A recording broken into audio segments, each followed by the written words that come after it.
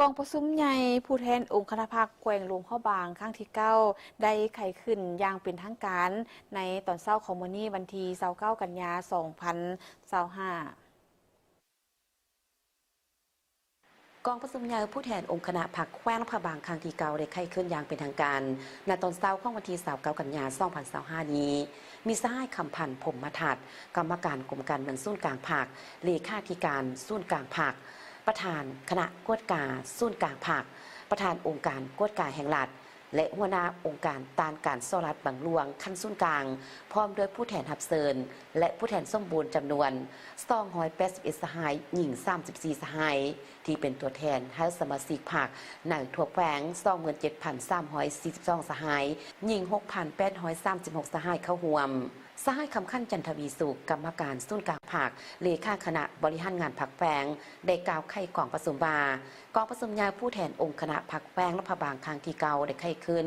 ในบรรยากาศแห่งความเบิกบานมุนเซินต่อผลสำเร็จอันสำคัญในการจัดตั้งปฏิบัติมติกองประชุมใหญ่ครั้งที่8ขององค์คณะพรรคแขวงและมติกองประชุมใหญ่ครั้งที่11ของพรรคเหตุให้แขวงหลวงพ่อบางมีเสถียรภาพทางด้านการเมืองอันหนักแน่นสังคมมีความสงบมีความเป็นระเบียบเรียบร้อยโดยพื้นฐาน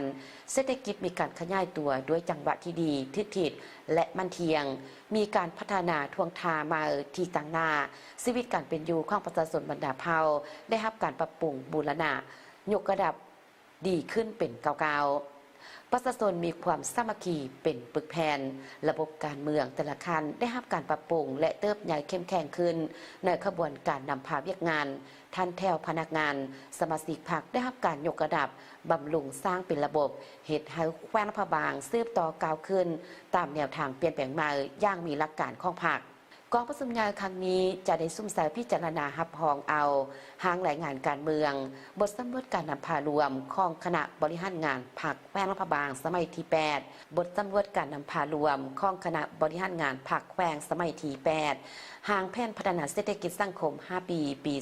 2026 2030พร้อมนั้นจะได้รับฟังการประกอบคำเห็นจากคณะกรรมการกรมกองจำนวนหนึ่งหลายหัวข้อเส้นพัฒนาการท่องเที่ยวติดพันกับการปกปักรักษาวัฒนธรรมที่เป็นเอกลักษณ์ของหลวงพ่อบาง